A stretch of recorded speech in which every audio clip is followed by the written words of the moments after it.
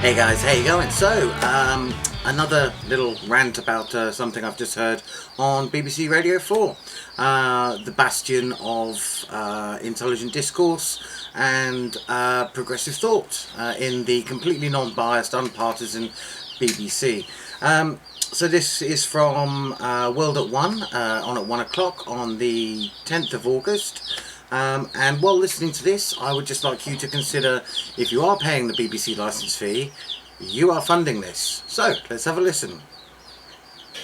When heading out or phoning in for a spicy meal from the South Asia region, have you been known to call for curry? Yeah, because it's called a curry. If so, that is culturally inappropriate behaviour. That is the challenge laid down by the food influencer Jayati Bansal, who says the term is rooted in British colonialism. So is... What? The term curry is rooted in British colonialism. Okay?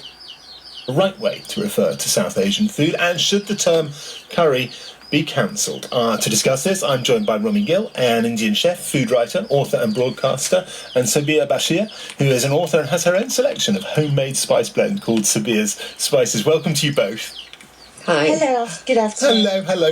Let me ask you both, first with Sabir and then Rami, do you use the word? Sabir? I do. In a sort of generic way, a wide way?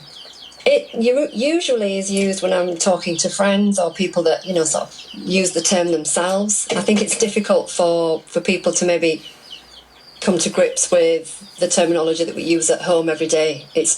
Curry is not a word that we use in our households. We use separate dish names. Yeah. It's just not, it's not something that we refer to every day. But if I was to go out and talk about that with other people, they perhaps wouldn't understand what I was saying. Okay, so first of all, I've just looked it up. The word curry is a mispronunciation of the word carry. Yeah, so it's not spelled C-U-R-R-Y, it is spelled K-A-R-I, and it means sauce or relish that uses leaves of the curry tree. Your license fee is paying for this, but anyway, let's continue. Yeah, Romy, do you use it? I do. I would agree with it, but at the same time, I do when I do my talks or if I'm on TV or radio or even if I write, I always make sure I say to people, Indian food is not just Indian, it's very regional. We speak different languages, we cook differently. Yeah, it is. I mean, Indian food is very regional, and all of the curry dishes tend to be named after regions. To say you can't call it curry as a catch-all term is the same thing as a British person saying, oh, how dare you call it fish and chips? They've got cod, they've got haddock, they've got battered sausages. How dare you say it's fish and chips? It's not just fish and chips. Sometimes we have mushy peas. And each dish has a name.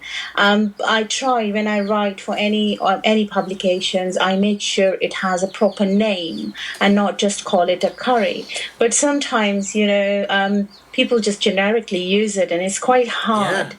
And I don't like preaching it. You can tell a person 10 times, but... She doesn't like preaching? Well, why go on the radio to preach about it then? Eventually, if people don't pronounce your name correctly, you just give up. So it's similar. I have a very different way of saying things and a very different way of teaching people that it is time to understand that Indian, any kind of Southeast Asian food has all got different names to it. So the objection of the food writer appears to be that it is drawn from colonial times. I think Drawn from colonial times. Right. So this is how they link it into, it's racist. Because during colonial times, what they mean is when British people first got to India, or when they colonised India, and they were asking about the food, they said, what's this? And the Indian person that they were talking to would have said, this is curry. And they said, oh, okay, curry, got it. from the East India Company itself, in fact. What does the word mean to you? Does it have connotations beyond what people think of as a spicy meal for you? Yeah, it's got connotations of onion bhajis, lovely ornate restaurants, beautiful seating, fantastic dining ware, very, very attentive staff, and lots of other connotations. I wonder what their connotations are going to be.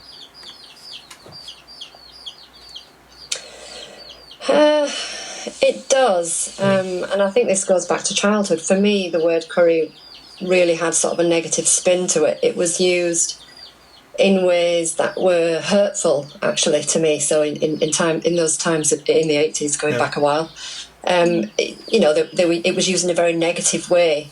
So I still hold on to that a little bit. So when I use the word curry, it does bring that up for me. Romeo, I heard you sort of nodding along, if you can hear someone nodding. Do you agree? Really? Yeah, I do. I mean, to be honest, years ago when the curry actually was introduced by, the curry houses where the Bangladeshi. And right there, you have the curry that was introduced in the curry houses. So, hang on. We're not supposed to be using the word curry as a generic catch-all term. You don't want to preach about it, so you came on the radio, preached about it, and used the word curry as a generic catch-all term. Called, curries, and it was introduced to the British people. I think that was the term that was used so that people could kind of understand what curry.